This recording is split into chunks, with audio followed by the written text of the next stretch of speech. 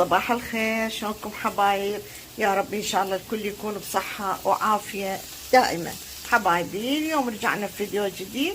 انا بس حبيت اشارككم يومي. اكيد كلكم تعرفون تبسي مال الباذنجان، اذا كان باللحم او اذا كان بالدجاج او بدون لحم ودجاج هم يصير طيب.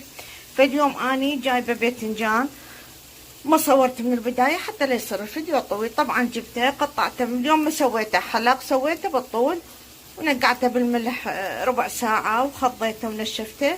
ومثل ما تشوفون اني اقليه، بس شنو حاطه هنايا ورق نشاف فياته 3 طبقات حتى يموس نسبة اكبر من الزيت.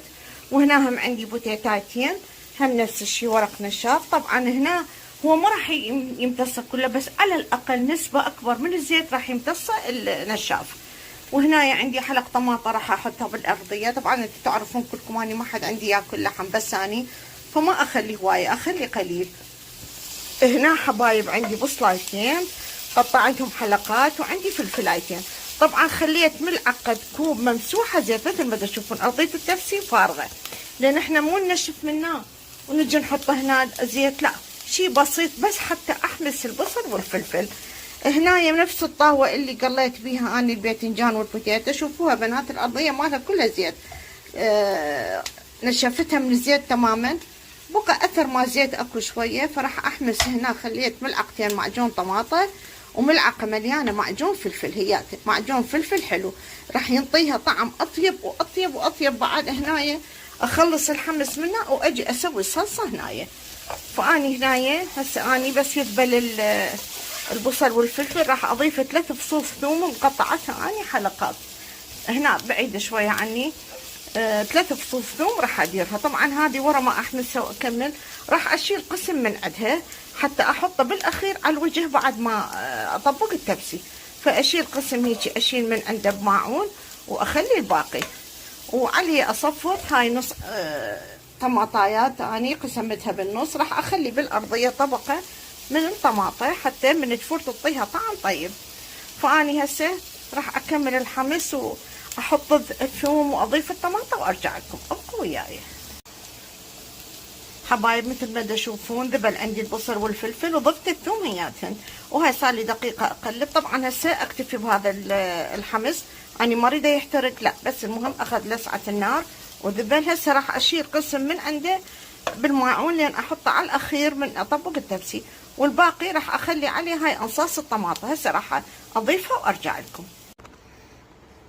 حبايب. هسه هنا اني خليت طبقة من الطماطة بالارضية، وهسه راح ابدي اطبق التبسي. راح ابدي اصفط الباذنجان والبوتيتو، وهاي هنا مثل ما قلت لكم شلت شوية من عنده بالماعون والطماطة عندي. فهسه راح ابدي اطبق التبسي بنات. وهاي هنا الصلصة مثل ما قلت لكم معجون ومعجون فلفل، وحطيت ملح وفلفل اسود وبابريكا ورشة صغيرة كلش من الكاري، وخليت عصير نص ليمونة وملعقتين دبس رمان وملعقة ممسوحة كجب. كليتها هنايا دا اخلطها بعد ما حمست المعجون. هسه فورة وحدة. طبعا اني ما راح احطها كله، راح اشوف كفايتي لان اني يردون بيها صلصة شوية، راح اقدمها ويا تمن بالشعرية. فاني خليتها على الناصي فورتين، وبعد ما اطبق التبسي اديره. ابقوا وياي حبايبي. شوفوا طبقت التبسي يعني عشوائي، باذنجانايتين بوتيتاية، باذنجانايتين بوتيتاية طبقتين، وهاي الطبقة الأخيرة غلفته بالباذنجان. وهسه اني راح اضيف اللحم همينه وزعه عشوائي، والعفو فوق اللحم راح اخلي البصل والفلفل اللي شلته. بس بدت اشوفكم بنات، شوفوا كمية الدهن اللي سحبه ورق المطبخ. شوفوا بنات كمية لا بأس بيها، كمية هواية يعني اكثر من 3/4 الزيت هو سحبه ورق المطبخ، تخلصت منه اني. فاني هسه حاطه هاي الصلصة بعد فورة وحدة، وراح اخذ كفايتي منها والباقي ما اخليه. فهسه اني طبقته كامل. هسه بس راح اضيف اللحم واضيف البصل والفلفل اللي شلته والطماطة وارجع لكم حبايب. ضفت الفلفل والبصل الثوم المحموس على الوجه، وخليت اللحم، وخليت هاي الطماطين عندي قطعتها لين كبار، قطعتها انصاف. والصلصة بقى منها شوية شي بسيط بقى، بس خففتها شوية بالمي، حسيتها شوية يعني سميكة أكثر من اللازم. بس الطعم يجنن. هسه اني راح اخليها على النار. قلنا احنا وياها رز او تمن او الشعريه، فيحبون وياها صلصه، ما يحبوها ناشفه كلش. فراح اخليها على النار. اول ما تبدي تفور راح انص النار واقبضها واتركها نص ساعه، والطعم ولا اروع، رهيب يجنن.